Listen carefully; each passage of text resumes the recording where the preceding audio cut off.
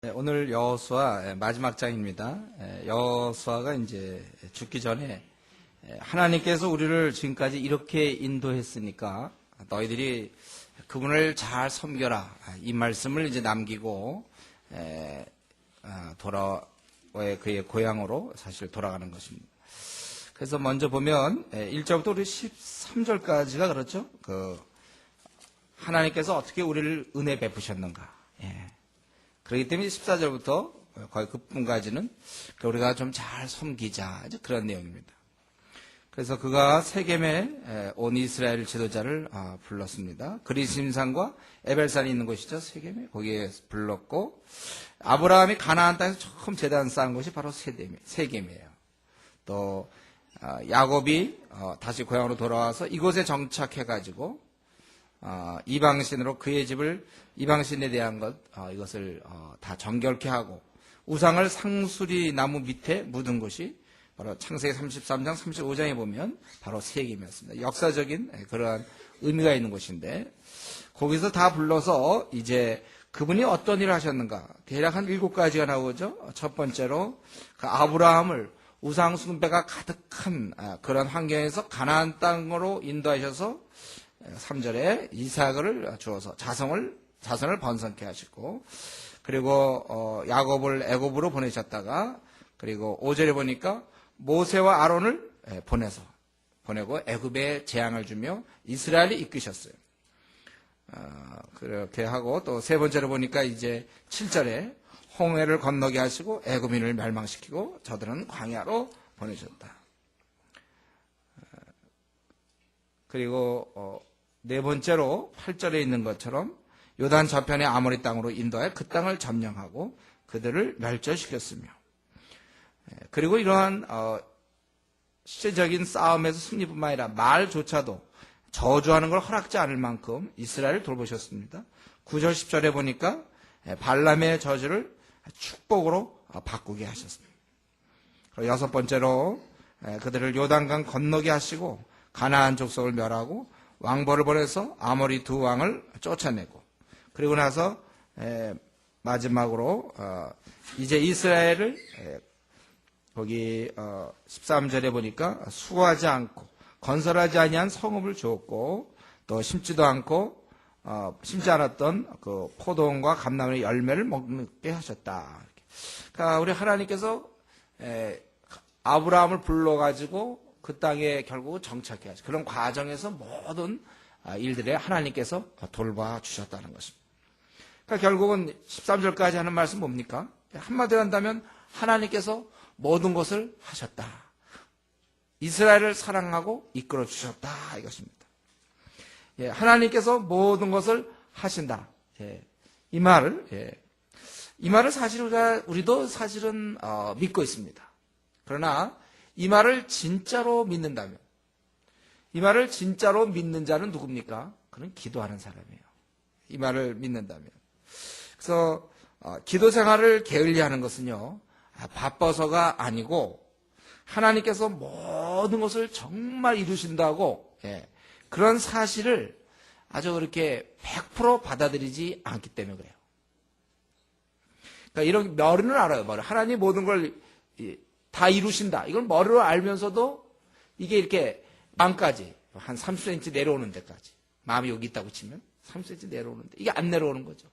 머리로는 하나님이 모든 걸 하신다고 얘기는 하고 그렇게 믿는다고 얘기는 하는데 실제로는 그렇게 확신을 갖고 있지 않는 거예요.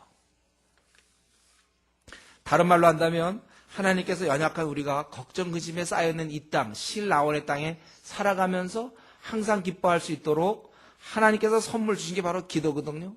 그러니까 기도는 받아놓고 그 작동하는 방법을 모르는 거예요. 컴퓨터 좋은 거 샀는데 실제로 잘 쓸 줄을 모르는 거랑 똑같아요. 그렇기 때문에 기도를 잘 쓸 줄 모르면 결국 세상 사람과 비교해 볼 때 비슷하죠. 걱정과 염려, 근심이 많은 거예요.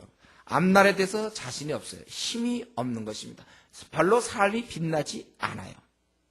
여러분, 우리가 이 시간 기억해야 됩니다. 우리가 누굽니까? 하나님의 자녀 아닙니까? 모든 것을 이루시는 그 하나님의 아들, 딸이라는 사실을 우리가 알아야 돼요. 그렇기 때문에 우리는 이 어려운 문제로 고통받아서는 안 됩니다. 아니, 그럴 자격이 없어요.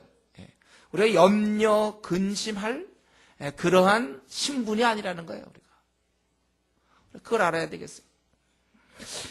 벌써 몇 달째 이렇게 기쁨이 없는 채 살아가는 사람이 있습니까? 근심과 걱정 때문에 힘들어하는 사람이 있습니까? 아니면 몇 년째 이런 문제로 아주 고통스러워하는 사람이 있습니까? 이게 기도로 다 극복할 수 있는데도 왜 그렇게 극복하지 않죠? 다 극복하면 어떻게 좀 심심할까요? 그거 왜 놔둡니까? 오히려 어떻게 하면 기도 안 할까 하는 사람들이 있어요. 그래서 우리가 매일 우리가 하시하시 기도하자 그러면 어떻게 하면 한 일주일에 한 서너 번 하고 또 두세 번은 안 하고. 그러니까 안 하면서 되도록 어떻게 신앙생활을 버티려는 사람이 있어요. 할 수가 있으면 더 해야 되는데 안 하면서 버티려는 사람이 있단 말이에요. 안 하면서. 그거 왜 그렇게 하죠? 여러분 돈이라는 거 어떻습니까? 돈 얘기를 해야 되겠군요. 돈 여러분 많으면 좋죠.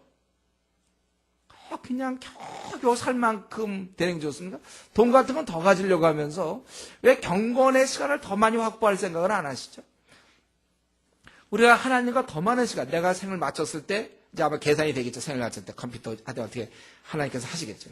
도대체 기도 시간을 얼마큼 가졌나. 이게 다다익선이에요. 수능 점수 뭐 많이 나오면 좋지 그게 뭐 적게 나오면 좋습니까? 많이 나오면 나와서 좋은 거 아니에요? 어떻게 생각하세요? 많이 나오면 좋은 거잖아요. 그걸 꼭 하나님께 기도 많이 하고 영혼 많이 구원하고 이러면 좋은 거지. 가능하면 교회는 다니면서도 나는 다른 사람에 비해서 기도를 상당량 적게 하면서도 신앙을 유지한다. 왜 이렇게 최소한의 법칙을 생각합니까? 그럼 괜찮다고 자기가 잘했다고 생각하나요? 우리 로또 복권 같은 거 예를 들까? 로또 복권. 이왕에 샀으면 그 1등으로 당첨되는 게 좋지. 꼭 그거 한 4등이나 예를 들면 장려상 같은 거 있나요 혹시? 여러분도 모르겠죠. 꼭 장려상 비슷한 거 받아가지고 그 한 장 그냥 다시 주는 거. 로또 복권이 얼마인지 모르지만 그거 다시 그만큼 해서 그거는 장려상이다. 그래서 다시. 그럼 야 또 받았구나 장려상. 그 다음에 또 받고 또 받아서 계속 사진 않지만 계속 그거 밤낮 쥐고 있는 거. 그게 무슨 의미가 있습니까? 이왕에 로또 복권 구입했다면 그 1등 되는 게 괜찮지 않겠습니까? 너무 심하게 생각하지 마세요. 1등 되면 괜찮은 거예요, 그건. 그걸 우리가 주님 앞에서 할 수만 있다면 더 성경을 많이 보면 좋죠. 내가 내 나이만큼 성경을 읽었다. 내가 지금 나이가 25다. 그러면 25번 내가 이러면 좋은 거지. 꼭 그거 갖다가 한 번도 안 읽었다로 버틸 이유가 뭡니까? 영혼 구원할 때 많이 구원하면, 자, 벌써 또 슬슬 졸려온 사람들이. 영혼 구원할 때 가능하면 이런 시간도 말짱이 떠갖고 눈을 떠서 듣는 게 좋지. 졸면서도 그래도 무사히 넘겼다. 이게 뭐가 좋습니까?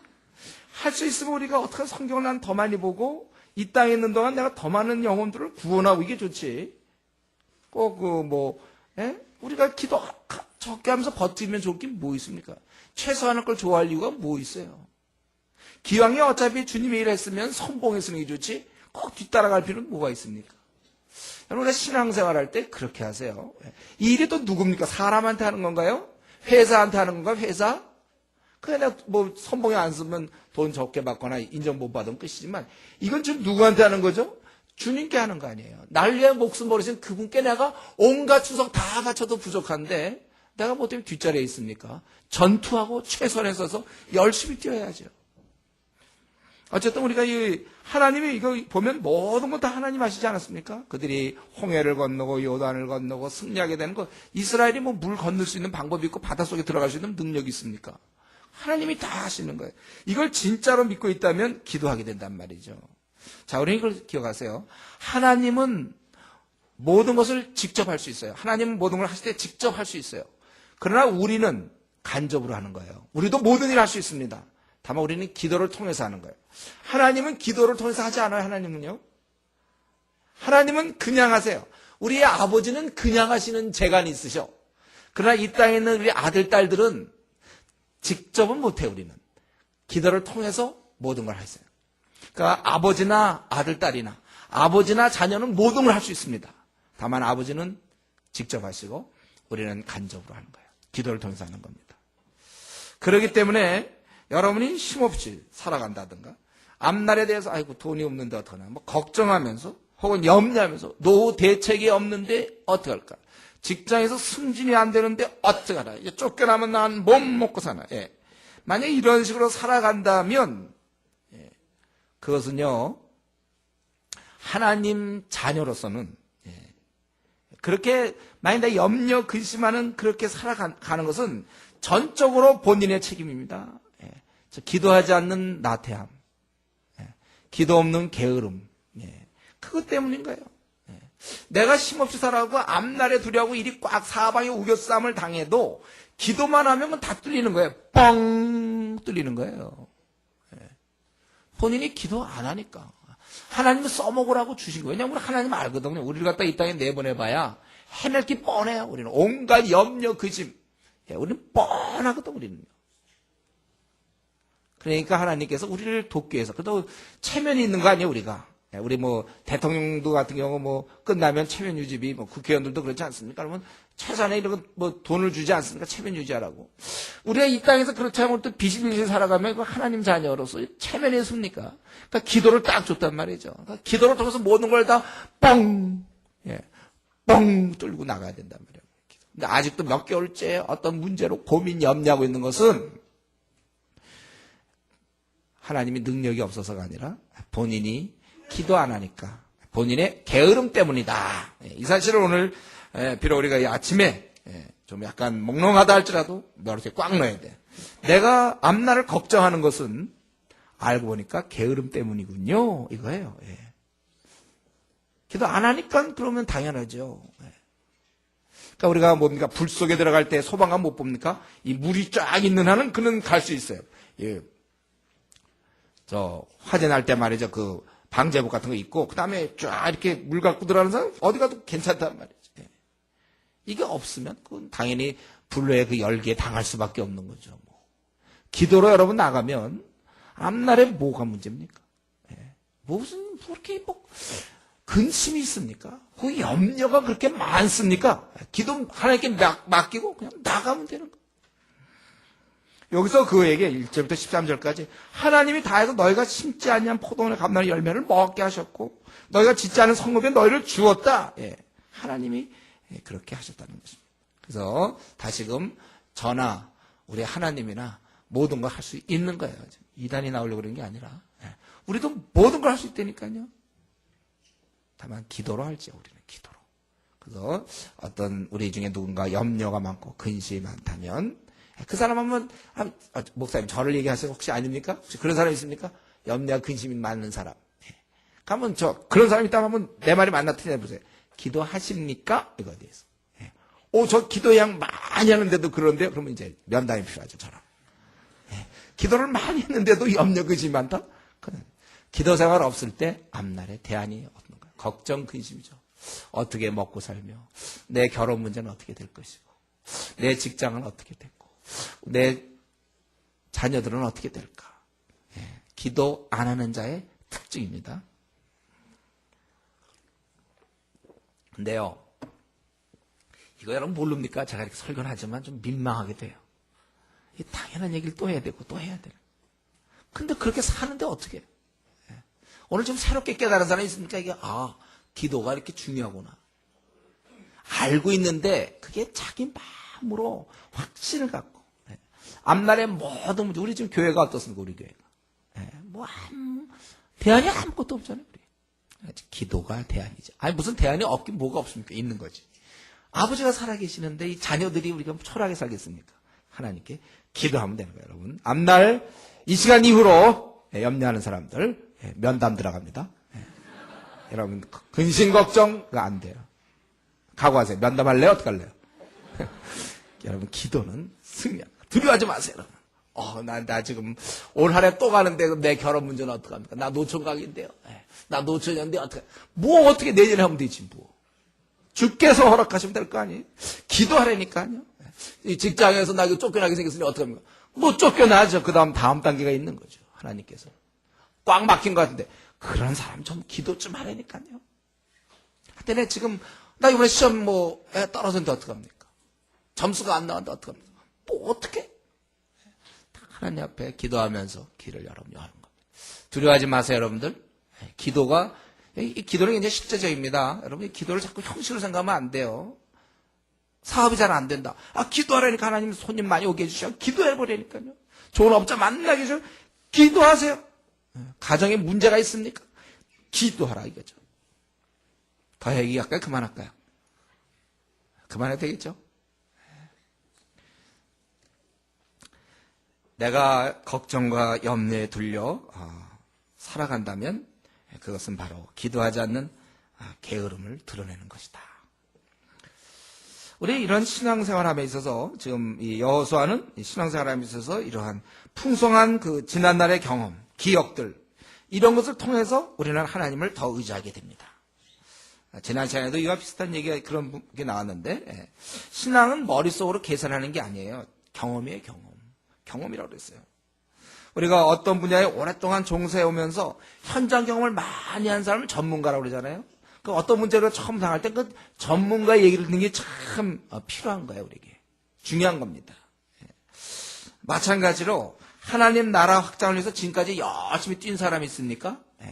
그런 경우 충성스럽게 뛰어온 사람들이 있습니까? 그러면 그만큼 하나님을 많이 경험한 거예요. 그런 사람이 더욱더 신앙생활을 더 잘하게 되어 있어요. 그래서 있는 자는 더 받아 누리고 없는 자는 그 있는 것도 빼앗게 되는 이 원리를 여러분 명확히 정말 생각하세요. 그래서 우리는 기회 주실 때 하나님께서 우리에게 조건과 이런 환경을 허락하실 때 우리는 몸을 사리지 말고 더 열심히 일하는 것이 지혜 있는 것입니다. 그걸 감당할 때 나에게 주어진 기회마다 내가 감당함으로 나는 또 경험하고 또 경험하게 되는 거예요. 자꾸 연습을 하는 거거든요. 어느새 자기가 전문가가 되는 거예요. 그래서 우리가 작은 일에 충성한 결과에 그 보상은 하나님의 일에 대한 전문가가 될 수 있다는 것입니다. 그리고 그런 사람을 또 하나님이 사용하게 돼 있고 저희 교회에서도 마찬가지죠. 예를 들어 우리가 원투원 조장이다 할 때도 아무래도 경험이 많은 사람 급할 때는 그 사람을 아무래도 좀 맡아달라 이렇게 돼요. 처음 하는 사람이 물론 기회를 줘야 되지만 아무도 그 맡게 된다. 경험이 있으니까. 아마 회사에서도 그럴 것 같아요. 제가 생각하기에는 어떤 계획이 아니라면 중요한 일에는 그 어떤 유능한 사람, 경험 많은 사람에게 그 일을 부탁해요. 지금까지 잘해온 사람. 하나님도 마찬가지입니다. 그래서 하나님께 사용되지 않는 사람은 계속 사용이 안 돼요. 하나님께 사용된 사람은 계속 사용되죠. 이 원리를 여러분 아십니까? 사용된 자는 계속 사용되고 사용 안 된 자는 안 되게 돼 있어요. 왜냐하면 뭘 알아야 쓰지. 근데 또 사용되어야 뭘 알지. 이게 참 어려운 거예요. 이런 것을 갖다가 어떻게 됩니까? 이러면 이 순간부터 결심하고 내가 주님의 일에 선봉에 서겠다 이런 결심을 하세요. 그러니까 되든지 안 돼 자꾸 하다 보면 어느 순간 그렇게 되는 거예요. 처음부터 잘하는 사람 있나요? 애기도 자꾸 이 걸음마 단계가 있잖아요. 그러니까 여러분 너무 나이 들어서 하긴 좀 어려요. 그러니까 아직 좋을 때 여러분 시행착오를 많이 하세요. 시행착오를 많이 하시고 그래서 경험을 많이 쌓아놓으란 말이에요. 저는 우스운 얘기지만 우리가 지금 중국 있잖아요. 중국. 이게 어느새 우리 교회는 굉장히 노하우를 많이 갖게 됐어요. 물어보는 사람도 많아요. 이거에 대해서. 어떻게 하냐고 막 외국에서도 연락 온다니까. 나 바빠 죽겠는데. 외국에서도 연락이 와요. 어떻게 해야 되는 거냐고. 우리도 근데 처음부터 우리가 전문가였습니까? 하다 보니까 어느새 이게 벌써 이게 이 경험으로 쌓여지는 거예요. 이러니까 또 사람이 오니까 또 하다 보면 더 이렇게 되는 거예요. 주님의 일의 원리가 그렇습니다. 여러분들이 하나님이 기회 줄 때 열심히 하면 그때 시행착오를 많이 겪으니까 다음에 또 사용되고 또 사용되니까 또 경험을 얻게 돼서 또 사용되고 지난번과 똑같은 얘기죠. 또 경험수가 또 하게 되고 다윗이 사자와 곰을 죽였기 때문에 골리앗 앞에 나갈 수 있었다고 그랬죠? 지난 시간에. 그 경험을 가지고 골리앗도 나간 거예요. 그러면 우리의 질문은 뭡니까? 처음에 그러면 사자를 어떻게 그 경험이 없는데.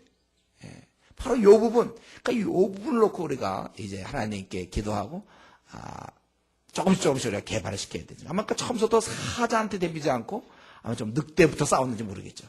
저는 성경에 안 나와있지만 하여튼, 그렇게 자기가 어떻게 싸웠는지 모르겠어요. 기회 주실 때, 그때에 그 기회가 있어요. 그것들을 꽉꽉 잡아나가야 돼. 그래서 이렇게 경험을 많이 해서 사용되는 거예요.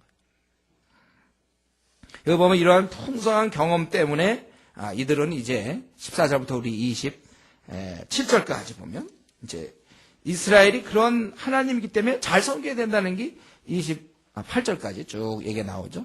여기 보면 여호수아가 이제 뭐라 그랬습니까? 그러므로 이제는 여호와를 경외하며 14절에 너희들은 오직 그분만을 섬기고 애굽에서 섬기던 신을 제하고 하나님만 섬겨라.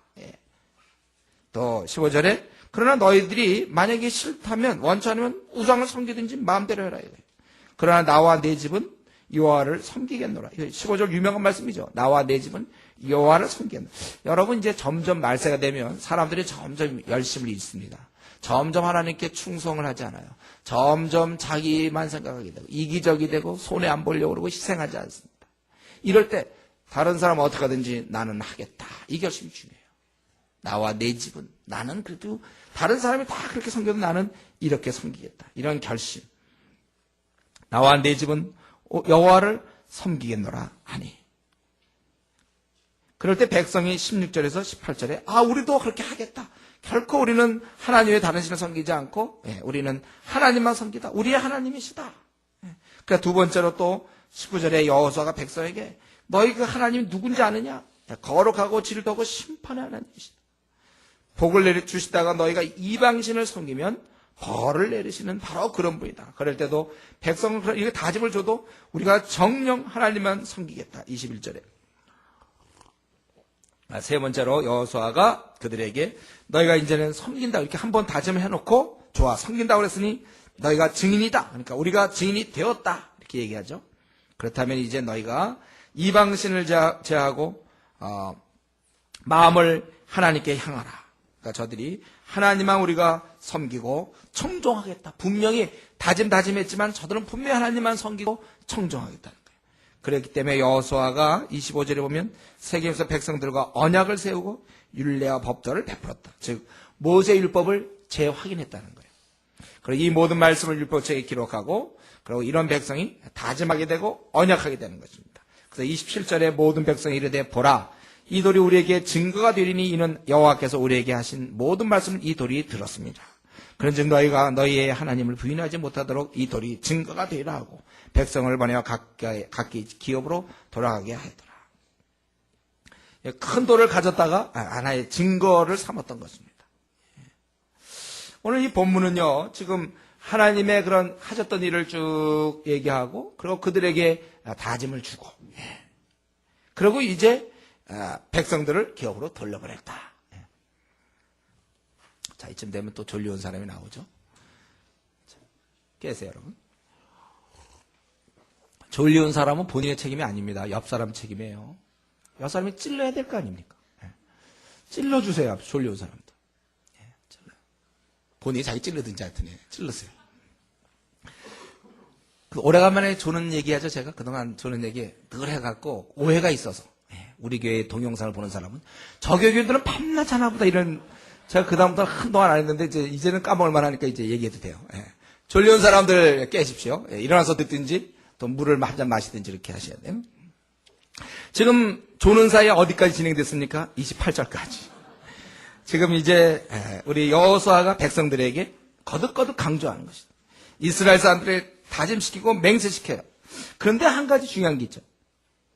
자발적으로 하도록. 여기 보니까 15절에 만일 여호와를 섬기는 것이 너에게 좋지 않게 보이거든 너희 조상들이 강 저쪽에 섬기던 신인들이든지 또는 너희가 거주하는 땅에 있는 아모리 족속의 신들인지 너희가 섬길 자를 오늘 택하라 이렇게 돼 있어요. 이렇게 하나님에 대해서 얘기하고 그러나 섬기는 건 너희들이 알아서 해라 그러죠. 여러분 원래 신앙은 본인이 결단해야 됩니다. 기도 생활 안 하는 사람 하나님 꽉 나타나서 기도 왜 안 하냐 이러보세요. 기도하게 되죠 그러면. 신앙생활 안 하는 사람들 왜 안 했거든요. 우리나라의 천만 불교 신자 오늘도 하나님이 미야이 아브레 것들 믿어 다 믿게 돼 있는 거 원래요. 하나님이 그거 얼마든지 할 수 있어요. 그러나 아담하가 떠날 때 자발적으로 떠났기 때문에 강제적으로 하는 거예요. 부모가 많이 우리 사랑하는 사람들이 때 헤어진다 이거예요. 나 싫다고 많이 떠났다 할 때 그걸 막 남자가 힘을 동원해서 강제로 납치해가고 그렇게 안 하는 거예요. 자기 마음이 떠나면 할 수 없는 거예요. 그거는요. 그렇잖아요 여러분. 그걸 강제로 그렇게 하면 그 무슨 사랑입니까? 그래갖고 강제로 막 무인도로 끌고 가서 결혼해갖고 말이야. 도망 못 가게 배 다 없애버리고 무인도에서 그렇게 살면 그게 삶입니까? 그게? 우리 하나님께서 그런 거 원하지 않아요. 여러분 강제로 얼마든지 할 수 있다. 우리나라 불교 진짜 다 믿을 수 있어요. 저 모슬렘의 9억 1천만 다 믿을 수 있죠. 힌두교 8억 오늘도 다 믿을 수 있어요. 그러나 신앙은 그렇게 하는 게 아니에요. 강제적으로 하는 게 아니에요. 본인이 결단해야 돼. 신앙생활에 있어서. 목사님. 그런데 이렇게 강제적으로 그렇게 하지 말라고 하시면서 왜 목사님은 자꾸 뭐 수련회 가라 뭐 중국 가라 뭐 왜 그러십니까? 예. 혹시 그런 생각하는 분 있나요? 오늘 잘 됐어요. 내가 잘. 목사님 자기 입으로 그렇게 신앙은 자발적으로 하는 거라고 했으니까 됐네요. 그래서 요거 이제 꼭 붙잡고서 이제 뭐 수련회만 가자 그러면 자발적으로 하는데 왜 그러십니까? 근데 여러분 아셔야 할 게 있다는 거예요. 최종적으로 본인이 신앙생활을 해야 되지만 양육의 단계가 있다는 걸 아세요. 양육의 단계가. 예. 격려와 권면과 야단 등이 필요하다는 거죠. 어린아이들한테 있잖아요. 예. 어린아이한테 모든 걸 결정권을 맡기는 게 아니에요. 신앙에도 그게 분명히 있어요. 예를 들면 학교 가기 싫어하는 애들, 한 초등학교 4학년 된 애들, 걔 보고 초등학교 선택할 거냐, 졸업할 거냐, 졸업하지 않을까 결정하라. 학교 막 놀고 싶으니 게임에 막 이런 애 보고 말이죠. 게임 막 하고 있는데 학교 갈 시간 됐을 때 뭐라 그럽니까? 게임을 계속 할지 학교 갈지 네가 결단하라 그럼 됩니까? 야 빨리 학교 가라 그래야 되는 거 아니에요? 우리도 투표 같은 거 할 때 뭐 7살부터 투표권이 주어집니까? 19살 뭐 18살 이렇게 되는 거 아니에요? 어느 정도 단계가 있는 거 아닙니까? 우리가 그렇게 해야 돼. 우리 선교단체에서도 마찬가지예요. 제가 속했던 선교단체는 학생 자발 운동이다 이걸 많이 강조했어요. 이 말이 뭘 전제했냐면 헌신된 상태에서 어떤지 캠퍼스 2만 명이면 19,000명이 오늘 어떻게 하면 변화시킬까 막 그런 마음으로 꿈틀꿈틀 거리는 사람 보고 알아서 해라 그건 됐어요. 그러나 그런 말이 전혀 꿈틀꿈틀도 하나도 안 꿈틀거리는 사람 19,000명에 대해서 아무런 부담감 없이 자기 전공 공부해서 자기 PhD 받으려고 요러는 사람들 아주 어린 자들 그 세상과 같이 놀면서 요런 애들 보고 말이죠. 알아서 해라 해서 될 일이 뭐 있습니까? 야 이번에 수련회 가는데 그 기간을 얼마로 할까? 그런 사람은 잔뜩 있으면 1박 2일 합시다 그러지 누가 3주간 합시다 이런 사람 어디 있습니까? 2주간 합시다. 야 우리 아주 뺀질뺀질을 딱 모아놓고서 말이죠. 신앙은 알아서 하는 거니까. 그래서 계획 세울 때 이번에 중국 선교 가겠냐 안 가겠냐. 누가 간다고 그러겠습니까?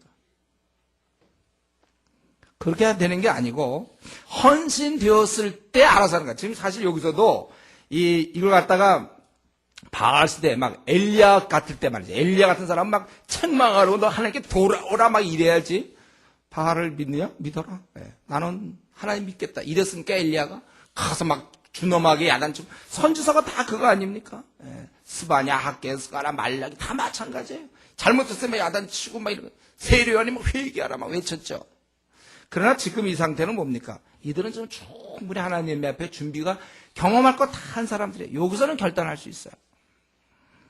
알았죠, 여러분? 제가 왜 자꾸 막 수련회 가자, 중국 가자, 뭐 우리 전도하러 나가자, 기도 1시간씩 해라, 성경을 뭐 읽자, PBS 거기에서 배워라 이런 거.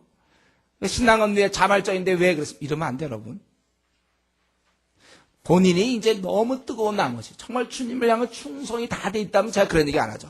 가만 놔둬도 본인이 막 성경 읽고 있는데 내가 야 제발 뭐 해라 이런 얘기 듣습니까 여러분 저한테? 본인이 지금 굉장히 열심인데 제가 이번에 뭐 월드컵 할 때 토고전 할 때 응원하러 나가자 막 제가 그랬습니까 여러분? 텔레비전 꼭 보십시오 제가 그랬습니까? 다 알아서 하는데 그걸 내가 뭐라고 뭐 때문에 목도 아픈데 뭐라고 그러겠습니까? 알아서 다 볼 텐데. 지금 뭐 졸리운 사람 보고 내가 제발 좀 더 자라 이러겠습니까? 깨라고 그러죠. 자발성. 그 자발성이라는 건 자기가 스스로 생각, 자기 신앙이 정말 주님 위해서 목숨을 버릴 정도 됐을 때 그때 자발적이에요. 그렇지 않으면 여러분 계속 권면과 책망과 격려와 또 이런 것을 여러분들이 얻어야 되는 거. 오히려 그럴 때 그걸 감사하게 생각하세요. 자기를 점검해 줄 수 있다면 감사하게 생각하는 거예요.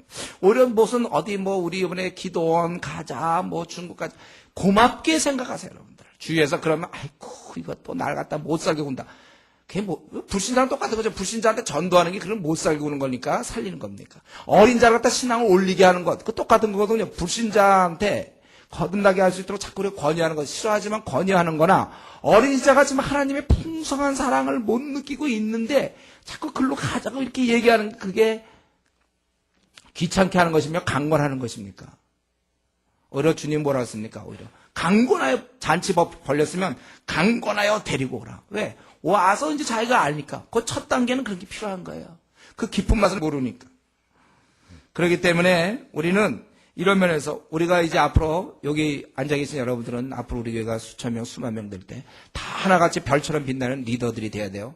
다 조장으로서 살아야 되는데 여러분이 그래서 그 어린 자를 돌볼 때 그가 알아서 하는 것과 설득하고 권면해야 될 그 상황을 잘 구분하란 말이에요. 자녀 키울 때 제가 때려서 키우라고 그랬죠. 예. 자녀는 때려야 되는 거예요. 안 때리면 안 되게 돼 있어요. 그러니까 그때 애기 보고 말이야 한 살 먹고 막 뒤집고 이런 애 보고 알아서 자발적으로 해라면 됩니까? 가르쳐 줘야죠. 안 될 땐 때려야 되고 채찍을 이걸 하지 못하는 것은 자식을 미워합니다 말이죠. 성경에 나와 있는 대로 그런 거예요. 이거는요 자기가 자기 자신에도 생각하세요. 자기가 어떤 중요한 문제, 뭐 직장의 문제나 특별히 결혼의 문제 같은 거 이런 거 결정할 때 자기 지금 신앙이 최고조인 건 맞습니까? 자기가 아주 뜨겁고 주님을 향해 목숨 버릴 준비가 되어 있습니까? 그럴 땐 자기가 결정하세요. 그러나 자기가 그렇지 않을 땐 주위에 헌신되어 있는 형제나 자매에게 부탁해야 돼. 내가 이런 사람과 하려고 하는데 좋다고 생각하냐? 제가 제일 난처한 건 뭐냐면 이미 자기가 아직도 성숙되어 있지 않고 주님의 삶함이 안 돼 있는데 한 형제를 만나고 한 자매를 만나서 사귀기로 했습니다. 이러면 와서 그런 얘기 사귀기 전에 저한테 와야죠. 그래 내가 사귀든지 말든지 나는 내 생각은 이렇다 얘기할 텐데 이미 사귀기로 했습니다. 내가 보면 안 돼 지금 딱 보면 사귀기로 했습니다. 그럼 뭐라고 그럽니까? 저? 결혼하기로 했습니다. 뭐 어떻게 할 수가 없어요. 그러니까 불신자가 아닌 한 뭐 막을 수는 없죠. 제가. 그러나 이게 자기가 지금 주님을 위해서 온전히 헌신되어 있는 상태가 아니라면요. 여러분이 중요한 문제 결정할 때 주위에 헌신된 사람 얘기를 들으세요. 내가 지금 뭐가 있습니까? 만약 꼬마가 뭐 아니면 무슨 누구든지 말이야. 자기가 무슨 뭐 조기 유학을 가겠다. 이런 거. 그럼 그 부모랑 의논해야 자기가 조기 유학 간다고 결정하면 됩니까? 마찬가지 여러분들. 어떤 걸 있을 때 중요한 사안에 대해서 깨어있는 사람, 주위 사람과 의논하세요. 우리는 우선 조장이 있지 않습니까? 조장들과 의논하세요. 자기가 중요한 문제, 내가 누구를 사귀려고 한다든가, 누구랑 결혼하려고 한다든가, 내가 무슨 계획이 있다 이럴 때 조장의 얘기를 아니면 또 깨어있는 사람, 주위 사람 얘기를 들으셔야 되는 거예요. 그러니까 이런 게 지혜죠. 자기가 지금 자기 신앙이 1부터 10인데 10이 제일 좋은 거라면 내가 지금 한 5밖에 안 된다 이럴 때 왜 5 쪽에서 결정합니까? 그 결정이 별로 그러니까 밤낮 5 같은 결정을 하는 거 5 같은 결정? 뭐 이상하지 같네. 그런 결정을 자꾸 하니까 자기 신앙은 밤낮 5 이하에 머물게 되는 거예요. 그러니까 여러분들이 어떤 직장의 문제를 놓고 혹은 결혼의 문제를 놓고 자기가 그냥 결단해서 형제 막 만나고 자매 막 만나지 말고 조장과 의논해서 이런 생각이 있는데 어떠냐. 목사님과 의논하든지 이런 문제를 어떻게 보십니까?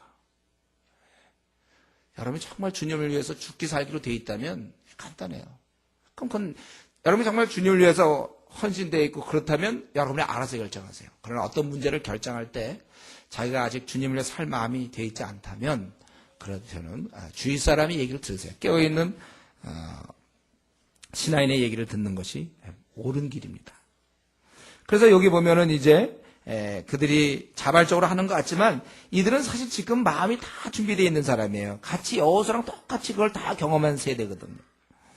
그리고 이렇게 헌신되어 있다 하더라도 이렇게 한번 결단할 때서 이제 여호수아는 자기가 죽을 때 이미 여호수아가 그걸 모르겠습니까? 지금 이스라엘 사람들의 마음을 이때는 지금 이스라엘의 전체적인 최상에 올라가 있을 때예요. 이때가 알아요. 그러나 한 번 더 결단을 시키는 거예요. 자기가 떠나기 전에 죽기 전에. 우리가 보통 또 이렇게 잘 지낼 수 있지만 세례식 같은 게 왜 필요합니까? 그가 주님의 삶함이 있지만 정말 증인들 앞에서 지체들 앞에서 내가 이제 주님께 충성하고 살겠다. 그게 세례식 아닙니까? 한번 그거 드릴 때 마음을 준비하는 거야 자기가. 이렇게 결혼식도 그거잖아요. 서로 사랑하면 뭐 그냥 살면 되죠. 그러나 결혼식을 앞두고는 마음을 준비. 내가 이 형제에게 이 자매에게 내 일생을 드리겠다. 더 이상 내가 뒤돌아보지 않겠다. 다른 자매 쳐다보지 않을 것이고 다른 형제 바라보지 않게 내가 이 형제 이 자매다. 이렇게 마음을 자기가 딱 드리는 거 아닙니까? 그러면 결혼식을 통해서 더 마음이 모아지는 것처럼 우리도 이렇게 생애에 이러한 결단이 중요해요. 한 번씩 딱 이렇게 하는 거. 그리고 여기서 보면 제일 그리고 중요한 건요. 사실 우리가 가장 본질이죠. 신앙생활에서 이것만 되면 돼요. 이것만.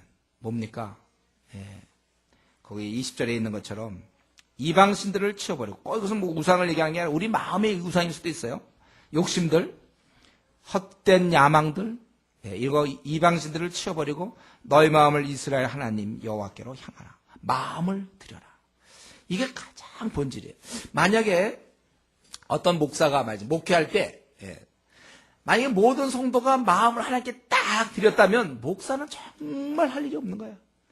막 알아서 다 하는데 뭐 때문에 그럽니까? 이게 제일 사실은 본질이면서도 제일 시간이 걸리고, 예수님 믿고서도 이게 10년 걸리고 20년 걸리고 30년 걸려요. 마음을 드리는 거. 이게 제일 어려운 거예요. 뭐 무슨 얘기를 할 때 보면 현실적인 이유는 다 있어요. 이유가 다 말이 되는데, 근데 이제 저 같은 경우 누구랑 상담해보면 제일 이유는 다 되는데 그 마음이 안 느껴지는 거예요. 주님께 충성을 다 하겠다. 그 마음만 있으면, 내가 왜 이렇게 하는지 정말 주님께 충성할 마음만 있다면 문제될 거 없어요. 주님께 충성. 여러분, 지금 우리가 저와 여러분 이렇게 매주 예배도 드리고 뭐 금요 기도회도 하고 뭐 기도도 하고 성경도 보는데 그 최종적인 목적은 그거예요. 마음을 내가 진짜 주님께 드리겠는가. 이런 면에서는 사실은 암에 걸리는 게 좋죠. 암에 걸렸다가 주여 살려만 주시면 주님하고 그냥 몇 개월 고통받다가 이제 나으면, 그런 사람이 이제 정말 마음을 주님께 드리더라고요. 한번 제가 보니까 우리는 좀 신앙의 깊은 밑바닥, 아주 좀 삶의 아주 밑바닥에 한 번씩은 좀 갔다 올 필요가 있어요. 이게 없으니까 그냥 너무 그냥 이렇게 좀 하나님의 은혜에 대해서도 그렇게 하지 못하고, 이거 자기가 살아있으니까 한번 십자가에 자기 자신 한번 못 박아놔야, 그래야 남은 생 주님이 원하시는 대로. 그러니까 사실 북한에 있는 그리스도인들, 목숨 내놓고 주님 몰래 믿는 사람들이 있죠. 이게 좋은 거예요. 그 사람들만 나만에 와보세요. 그냥 예배만 있으면 예배 드리려고 그냥 난리칠 거예요. 기회만 되면 이게 마음껏 성경 봐도 되니까 막 지하철에서 막 성경 보고 막 그럴 수 있을 거예요. 우리에게 그런 마음을 드리는 것. 지금 여호수아가 이 이스라엘 백성이 원하는 것은 바로 이 마음들. 그게 이제 계명 준수로 나타나는 거죠. 마음을. 우리가 이 땅에 살 동안에 이 순전한 마음, 주님께 드리는 마음이 아주 잘 보존되도록, 그게 죽을 때까지 잘 가도록, 중간에 세상 친구가 유혹하고 세상의 헛된 욕심들, 야망들, 이게 자꾸 내 마음을 빼앗지만 마음을 잘 모아서 한 마음으로 잘 하면 그거 주님 기뻐하시는 거예요. 그게 제일 어려운 싸움입니다. 그래서 우리가 늘 주야로 말씀을 묵상하고 기도하면서 내 마음을 하나님 앞에 완전히 드리는 거. 순전하게. 신부가 단장한 것처럼 내 마음을 하나님께 완전히 드린다면 거기서 무슨 일을 하든 그건 하나님이 기뻐하는 일이에요. 이 마음을 안 드린 채 드린 것처럼 하려니까 힘든 거예요. 부부 생활도 그거 아닙니까? 내가 아내에게 내 마음이 다 가 있으면 참 기쁜데, 마음은 없는데 이제 사랑하는 척 하려면 그게 힘들잖아요. 마음만 정말 있으면 뭐 아주 쉬워. 근데 마음이 없을 때 사랑하는 척 흉내를 내려니까 그게 억지로 하려면 힘들죠. 여러분, 내가 누구를 사랑해 보세요. 예를 들면 생일을 기억해야 됩니까? 안 해야 됩니까? 저절로 기억하고 막 해주게 돼 있다니까요. 뭐라도 자꾸 표시가 가게 돼 있어요. 좋은 말 자꾸 하게 돼 있고. 사랑이 없을 때 이제 그게 힘들죠. 의무니까. 남편에게 그냥 어떻게 그냥 해줘야 되니까. 아내에게 또 해줘야 되니까. 사랑을 해보세요. 즐거움이죠. 그러니까 우리가 사랑을 할 때는 힘든 줄 모르는데, 사랑하는 마음이 없으면 그게 이제 의무처럼 느껴지고, 왜 나는 밤낮에 설거지해야 되고, 나는 왜 밥해야 됩니까? 왜 나는 이래야 됩니까? 사랑이 식어질 때 그러는 거죠. 같이 있기만 해도 너무 고마운데, 내가 이렇게 짝사랑하던 자매랑 결혼을 했다. 그 자매랑 있어만 줘도 고마운데, 내가 짝사랑하는 형제랑 있기만 해도 너무 고마운데,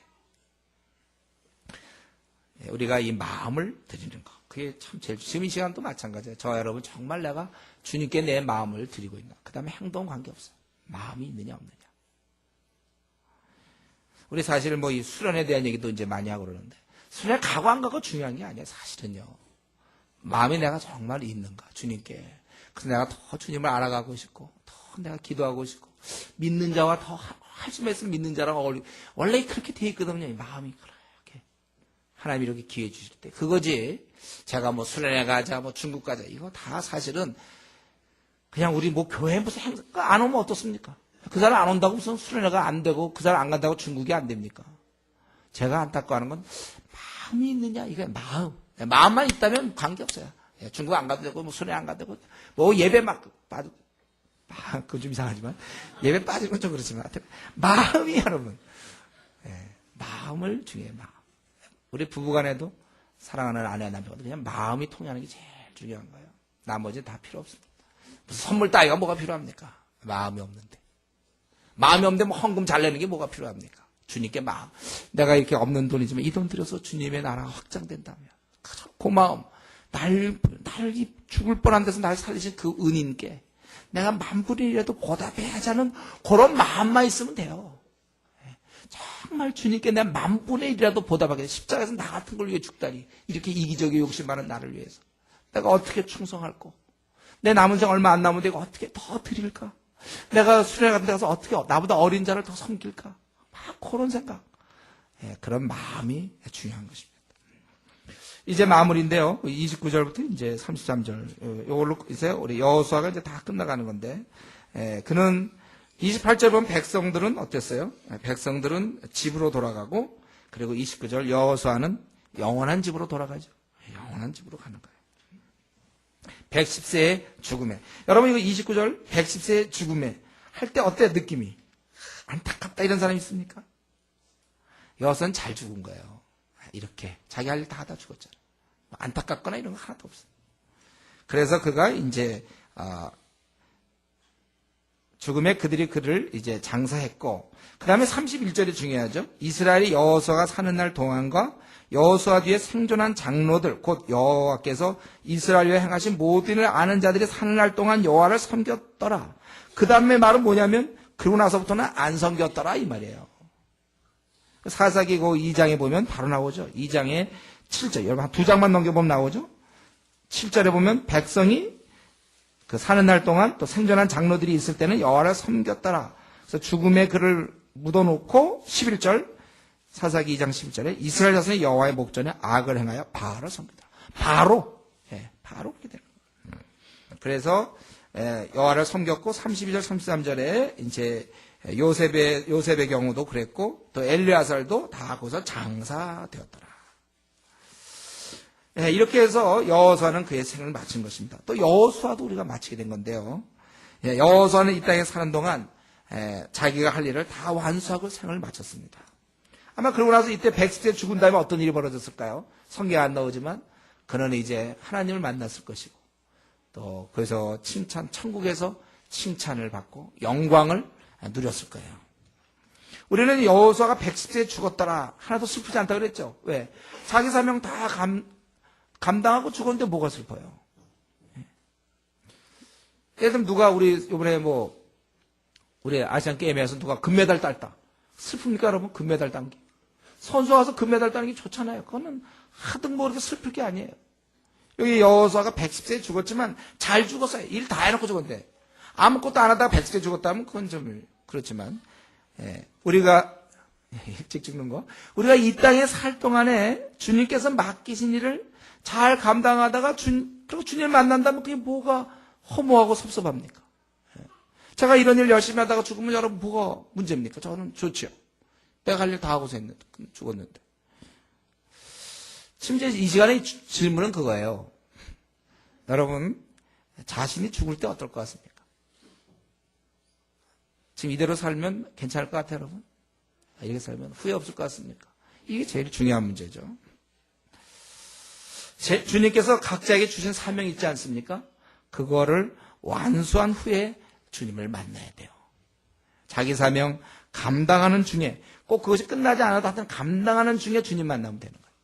행여나 하나님이 우리에게 주신 사명이 있는데 그거 놔두고 자기 하고 싶은 거 실컷 하다가 생을 마치는 일이 없도록 우리가 좀 주님을 만날 때 내가 주신 사명을 잘 감당하다가 그렇게 달려갈 길을 다 달리고 이제 후로는 의의 멸류관이 준비되리라. 그 로마의 죄수였으며 참수당했던 그 바울사도가 했던 고백. 우리가 각각 하나님 주신 사명을 현재 이루어 나가고 있는가? 결국 여호수아는 이스라엘 백성들에게 신앙 전수가 잘 되기를 바라면서 생을 마쳤어요. 이 신앙 전수라는 건 굉장히 어렵습니다. 부모가 신앙 좋다고 자녀가 신앙 좋은 것도 아니에요. 이거 각 개인의 몫입니다. 자기도 좀 신앙이 좀 좋고 싶지만 잘 안 되는 사람들도 있죠. 이거 그런 거예요. 신앙이라는 건 그거는 참 개인이에요. 개인적이에요. 개인의 몫이라는 거. 근데 어쨌든 다행스럽게 우리는 지금 결과적으로 귀한 신앙을 우리가 갖고 있다는 거예요. 여러분 이 사실을 감사하시고 중요한 거는 이 신앙을 잘 유지하는 게 중요해요. 어쩌다 우리가 지금 이 정도의 신앙을 갖고 있습니다. 그래도 이전에 자기를 비교해 볼 때 이 정도의 신앙을 어떻게 하면 잘 유지하는가. 우리 이것은 뒤돌아보면 안 됩니다. 현재 어디에 이렇든지 전심전력 더 열심히 주님을 섬기면 되는 거예요. 더 하나님을 알아가는 것입니다. 지금까지 신앙생활 잘했습니까? 더 잘하세요. 그거예요. 제 답은 그겁니다. 내 신앙을 어떻게, 목사님, 제 신앙을 어떻게 잘 유지할 수 있습니까? 지금까지 신앙생활 잘했습니까? 더 잘하라니까요. 더 열심히 하세요. 계속 잘하면 돼요. 지금 어느 순간 이게 떨어진다니까 신앙이. 악한 마귀가 우리를 공격해요. 계속 자전거를 탔으면 계속 달리면 잘 안 넘어져요. 서가지고 안 넘어지려면 넘어지죠. 계속 더욱 힘써라 우리 베드로 사도가. 더욱 네 신앙이 더 신앙. 과거에 저 신앙 좋았. 저요 학생운동 출신입니다. 목사님. 제가 누군지 알아요? 제가 학생운동 출신. 제가 얼마나 캠퍼스에서 복음을 전했군 말이지. 리더로서 이래서 대표까지 했습니다.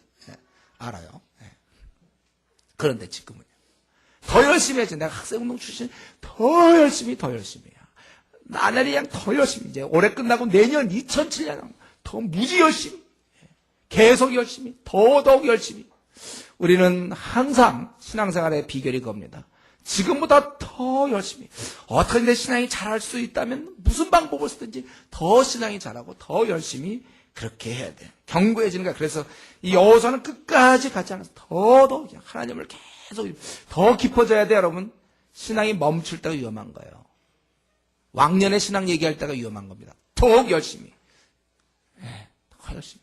다른 면에서 우리가 양보하겠지만 신앙의 면에서 양보하면 안 돼요. 더 열심히 하셔야 돼요. 이제 말씀 마치면서 한 가지만 더 드리고 싶은 것은 이 여호수아 또 이스라엘의 그 생존한 장로들이 있었다 그랬죠. 그들이 있을 동안 지금 뭡니까? 여호수아에 살아있을 동안에는 많은 영향을 주었어요. 여호수아가 살아있을 동안 그 이스라엘 사람들은 얼마나 복받았습니까? 이런 지도자가 있다니 얼마나 복받은 거예요. 여러분 제대로 된 한 사람의 그 신앙인이 주위의 많은 사람에게 영향을 줍니다. 이스라엘 사람들이 자기들도 섬기겠다고 했던 것은 바로 이런 지도자를 만났기 때문에 그럴 수 있다는 거예요. 저는 우리 여호수아를 마치면서 우리 성도님께 당부하고 싶은 건 뭐냐면 바로 우리가 이 여호수아 같은 한 사람이 되자는 거예요. 이 땅에 내가 있으므로 내 직장 사람들은 행복했고 이 교회에 내가 있으므로 우리 교회 사람들은 행복하고 이 가정에 내가 있으므로 내 자녀와 나의 부모와 모든 사람들이 배우자가 행복해야 돼. 우리 한 사람, 우리가 이 땅에 있는 동안 여호수아처럼 이왕에 사는 목사님 저는 안 됩니다 이런 얘기 하지 마세요. 저 뺀질입니다 이런 얘기 하지 마세요. 얼마든지 될 수 있는데 본인이 안 할 뿐이죠. 그러면 한번 방법을 찾아보세요. 영어회화를 하기 위해서는 어떤 때는 학교도 스톱하고 그렇게 열심히 외국까지 가서 하는데 내가 정말 신앙생활을 잘하기 위해서 나는 무슨 노력을 현재 기울이고 있습니까? 내가 정말 한번 열심히 살아서 나도 여호수아처럼 내가 있으므로 우리 학교가 행복하고 가정이 행복하고 교회가 행복하고 이 나라가 행복하고 이 시대가 행복한 저 중국이 행복하고 인도와 모슬렘의 사람이 나로 인해서 행복한 복받는 그런 한 사람이 되도록 내 삶이 정말 여호수아처럼 드려지는 삶 나의 유익과 만족이 아니라 그분의 나라 확장을 위해서 내 삶이 쏟아 부어지는 그러한 삶을 살 수 있는 성도님 되기를 바랍니다. 기도하겠습니다. 여러분이 한 번 사는데 내 사명 무엇입니까? 내가 그거 지금 완수하고 있는 중입니까? 달려가고 있습니까? 한 번 사는데 내가 정말 적당히 살지 말고 한번 여호수아처럼 한 번 내가 신앙을 가졌는데 그저 지지부진하게 그저 믿는 것도 아니고 안 믿는 것도 아니고 그저 적당히 한 번 내가 주님 믿었는데 내가 주의 나라 확장을 위하여 내가 선봉에 서며 주님 만났을 때 착하고 충성된 종이라는 소리를 들어야지 나의 만족과 유익을 추구하는 그런 사람이 되지 않도록 한번 우리 정말 이렇게 능하신 그분의 자녀로서 나그네 길을 가는 동안 여호수아처럼 살게 해달라고 같이 한번 통성으로 기도하겠습니다. 기도합시다.